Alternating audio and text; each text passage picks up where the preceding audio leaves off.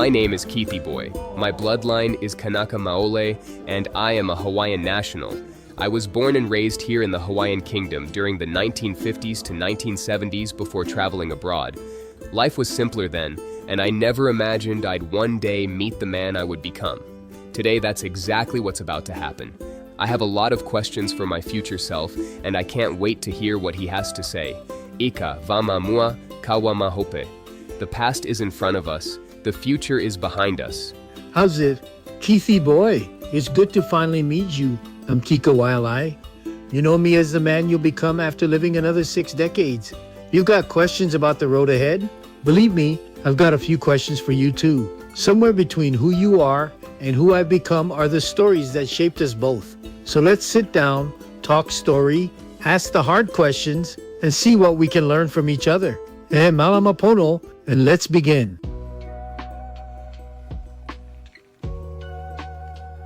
Before we get into all the big events of your life, I'd like to start at the very beginning.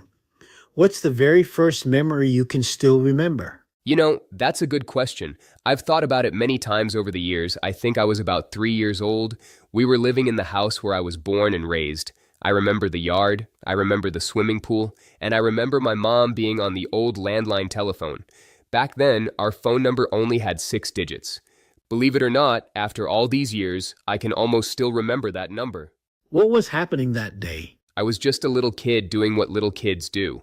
I was climbing on the living room furniture, talking to myself, singing, and having a good time. My mom was on the telephone talking to someone. She kept telling me to be quiet because she was on the phone. To me, I wasn't doing anything wrong. I was just playing. I don't think I even understood why she wanted me to be quiet. Then what happened? The next thing I knew, she slapped me across my face.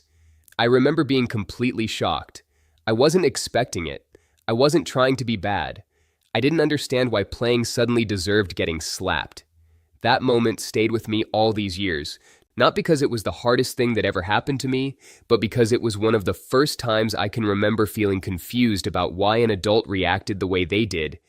Do you remember being angry? No, I don't remember being angry. I remember being confused. I remember wondering what I had done wrong. Looking back now, I understand that Mom was probably frustrated and embarrassed while she was on the phone, but at 3 years old, I couldn't understand any of that. I was just being a kid. It's amazing how one small moment can stay with us for a lifetime. Out of all the memories you could have forgotten, this one remained.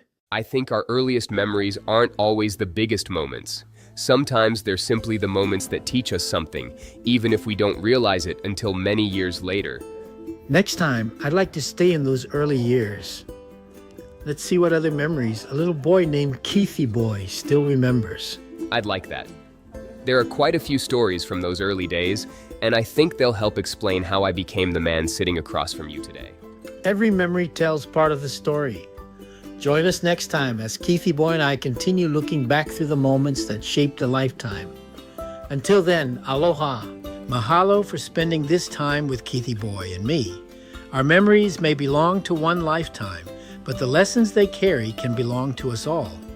We look forward to sharing another conversation with you soon. Until then, take care of one another. Aloha.